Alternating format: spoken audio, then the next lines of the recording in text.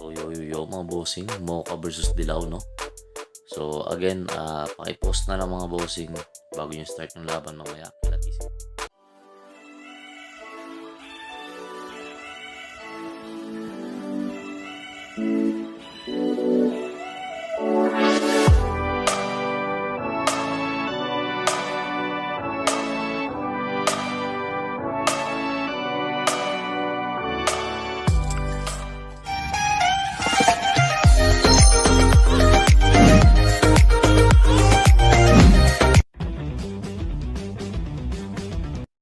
Game tayo mga boss, no? Yun nga, Mocha versus Dilaw. Kilatisin yung maigi to. May kasama kayo dyan, may katabi kayo, may kaibigan kayo. Post nyo mga boss.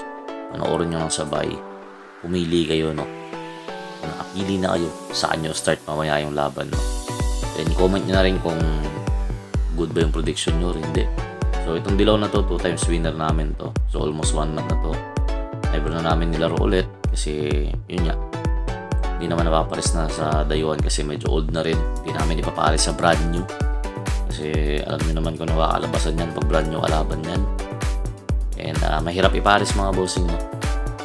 So G, nakikita nyo naman mga boss, hindi na pwede bang pustahan na galawan to. Medyo old na talaga to. Same goes dun sa Mocha, pero yung Mocha medyo fresh pa yun kasi naka 1 game lang naman yun. And hindi nasugatan to mga boss, mabilis lumaro. Hindi nasugatan to pero makikita natin ngayon kasi yung gamot din namin mga boss mahina sa old na gagambahan. Pag old sira talaga. So, we'll see mga bossing. May pondo naman to. Never na natin loaded red. So, tignan natin yung laro niyan. Nakapondo naman sa gamot namin dati yan, no? So, we'll see kung anong kurso natin. Medyo makapal din tong Mocha na to. So, kontra kilo. Uy, muntikan pa nga nag-start, no?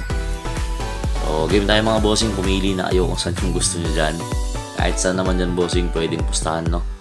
So, tiyak to. Unang kagat na ito mga bossing. Gigil sa laban to kasi parehas winner, no? We'll see.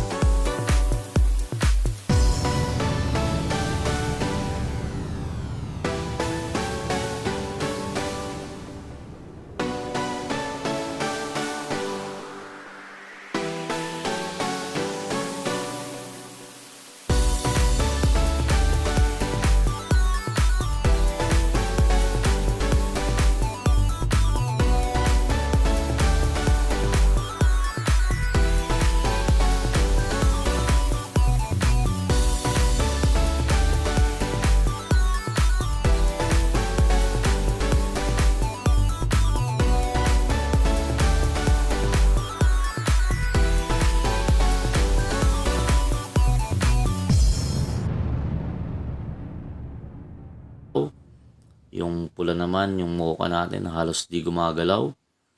May paagat pa kaya yan?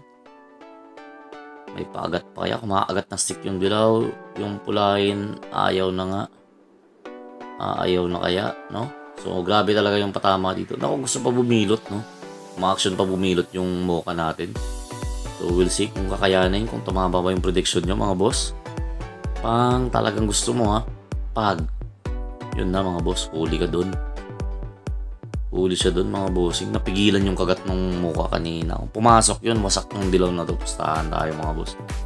Pero hindi pumasok yun, tama. So ganyan. 1, 2, 3. Di nakakagat. Win, lose.